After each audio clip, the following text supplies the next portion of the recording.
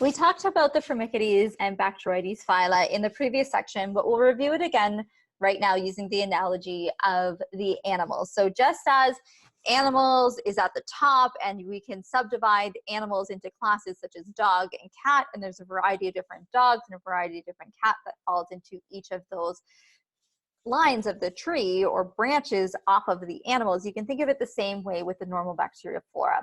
Most will either fall into Firmicutes or the Bacteroides phyla. And looking at this ratio is critically important to things such as insulin resistance, obesity, diabetes. So really key to show this point to practitioners, because it's not just gut health, it's inflammation, it's insulin resistance, it's metabolic syndrome that we can really infer based off of these results.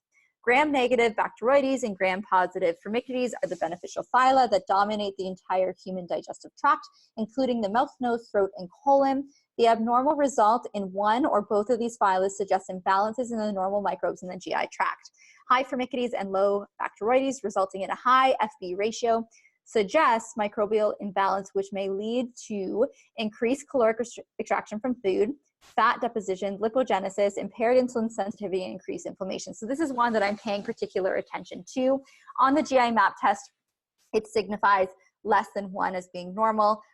0.5 for me is the upper cutoff, specifically because I'm dealing with a lot of insulin resistance and obesity cases. High Firmicutes Bacteroides ratio, again, can be caused by poor diet, dysbiosis, maldigestion, or hypochondria. So we can look at how can we support this ratio in a favorable way using probiotics and digestive enzymes. Again, if you are favoring this leanness side, you're more likely to have been breastfed, delivered via vaginal delivery, and it's also linked to maternal well-being and less exposure to antibiotics. Again, if we're looking at someone that has this higher Firmicutes, we're looking at what was the stress of your mom during pregnancy, labor, and after postpartum. Were you born by C-section, formula feeding?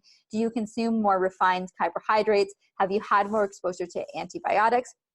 And you have a high omega-6 fat diet. So another thing to consider here is the use of omega-3s.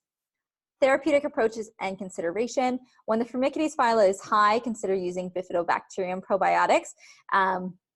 There is one available in the US through Designs for Health, which I would love to see in Canada. But the other option would be to use a Saccharomyces boulevardiae instead of using a ProBiomed 50 in this case.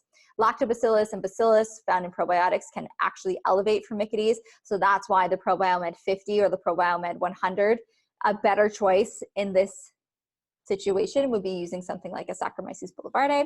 You want to optimize the diet. A lower fat diet may help normalize the FB ratio and address the other imbalances on the GI map that have come up. So again, you can see here, dietary polyphenols will actually help to reduce this FB ratio as well. So thinking things like green tea, resveratrol, pomegranate quercetin, paleo reds, paleo greens, ECGC, the resveratrol product, all can be beneficial or considered in this situation as well.